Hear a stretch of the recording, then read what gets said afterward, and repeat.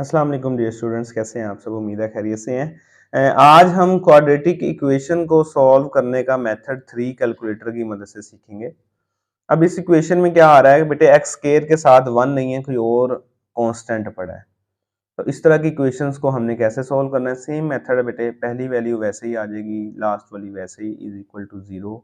ये लाजमी यहाँ पे 0 हो, अगर यहाँ पे कोई नंबर होगा हमने पहले उठा के उसको इक्वल के इस तरफ लाना है। अब सेंटर टर्म की जगह ऐसी दो वैल्यूज लिखनी है कि उनको प्लस माइनस करूं तो 4 बनना चाहिए। देखें 3 + 1 4 बन रहा है, और उनको मल्टीप्लाई करूं तो बेटा इसको इससे जो मल्टीप्लाई करके आंसर आता है, देखें 3 1 जार 3 आना चाहिए, तो देखें 1 3 जार 3। अब इसकी मिड टर्म ब्रेक आपने कैसे करनी है बेटा, आपने कैलकुलेटर लेना है, उस पर आपने सिंपल मोड 53 लिखना है। आपके पास ए की वैल्यू 3 है, बी की वैल्यू 4 है, सी की वैल्यू 1 है। वैल्यू सेव हो गई, उसके बाद आपका x1 का आंसर आया -1/3। मैंने लिख दिया x1 इज इक्वल टू -1/3। उसके बाद बेटे x2 दबाया, x2 की वैल्यू आई -1, तो x2 इज इक्वल टू बेटा आपके पास आ गया -1। अब जब आपके पास फ्रैक्शन में आंसर आ जाएगा, यहाँ पे तो मैंने फ्रैक्शन में आंसर नहीं लिखे, मैंने तो वैसे लिखे आंसर।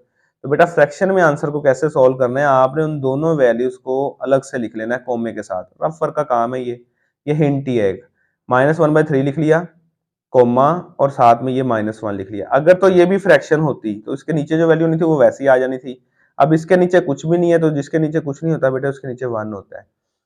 ये काम करने के बाद आपने इनको क्रॉस मल्टीप्लाई कर देना। देखिए -1 को इससे मल्टीप्लाई करें तो -1 ही आएगा, 3 को -1 से किया तो -3। अब क्रॉस मल्टीप्लाई करने के बाद आपके पास सिंपल दो इंटीजर्स बन गए। क्या बन गए हैं? दो इंटीजर्स। अब इनके साइन चेंज कर दें, -1 है तो बेटे +1 हो गया, -3 है तो +3। बाकी कॉमन लेके इसको सॉल्व करने का काम इजी है, आप सबको पता है।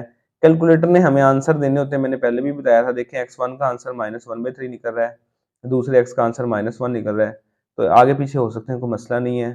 तो बेटा जी उम्मीद है कि मुझे आपको समझ आ गई होगी, और ये 3 मेथड्स हैं कैलकुलेटर से किसी भी क्वाड्रेटिक इक्वेशन को सॉल्व करने के।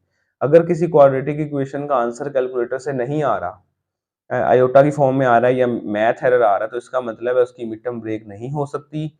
उसको सॉल्व करने के लिए कंप्लीटिंग स्केयर का मेथड या फिर क्वाड्रेटिक फार्मूला को इस्तेमाल करना पड़ेगा। Thank you so much. अल्लाह हाफिज़।